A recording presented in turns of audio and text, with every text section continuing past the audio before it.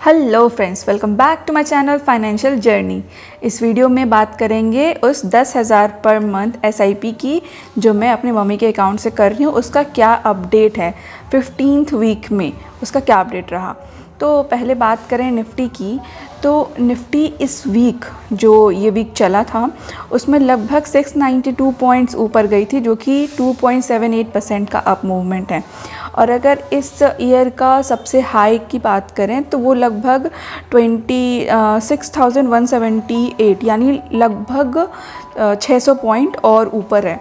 तो आपको क्या लगता है कि जो अगला वीक है उसमें ये जो अप मूवमेंट आया है निफ्टी में वो कंटिन्यूड रहेगा और अपने जो हाई है उसे ब्रेक करके तो एक नया रिकॉर्ड लगाएगा, या फिर एक पुल बैक मार्केट में दोबारा से देखने को मिलेगा अगले वीक? सो कमेंट में ज़रूर बताइएगा। मुझे लगता है कि जाएगा, आपको क्या लगता है ज़रूर बताइएगा। तो अब बात करें पोर्टफोलियो के बारे में, तो पोर्टफोलियो पिछले वीक जब मैंने चेक किया था तो 6.24% का रिटर्न था, जो कि इस वीक में 8.33% का रिटर्न हो गया है। और इन्वेस्टेड अमाउंट जो है वो हो चुका है 31,848 रुपीज़ का। इसके ऊपर जो रिटर्न है वो है 8.33%, जो कि 2,652 रुपये हो जाते हैं।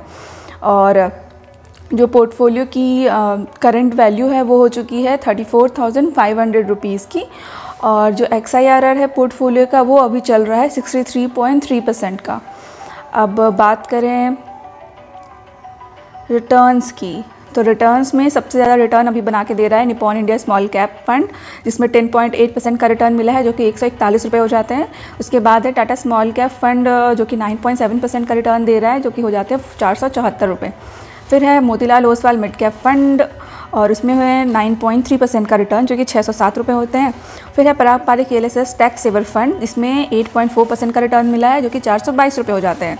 फिर आता है Nippon India large cap fund, इसमें 7.9% का रिटर्न मिला है, जो कि 317 रुपये हो जाते हैं। उसके बाद आ जाता है Canara Robeco large cap fund direct growth, इसमें 7.4% का रिटर्न मिला है, जो कि 182 रुपये हो जाते हैं।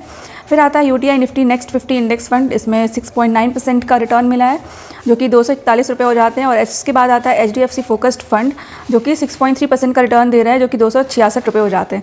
तो ये जो आखिरी का फंड है HDFC फोकस्ड वाला, इसने अपना फंड नेम चेंज किया है। HDFC फोकस्ड 30 से इसने वो 30 हटा दिया, क्योंकि ये लगभग मुझे लगता है शायद इन्होंने इनके पास 31 फंड हो गए थे, तो शायद एक वो नंबर ही हटा दिया इन्होंने। सो बात रही रिटर्न की।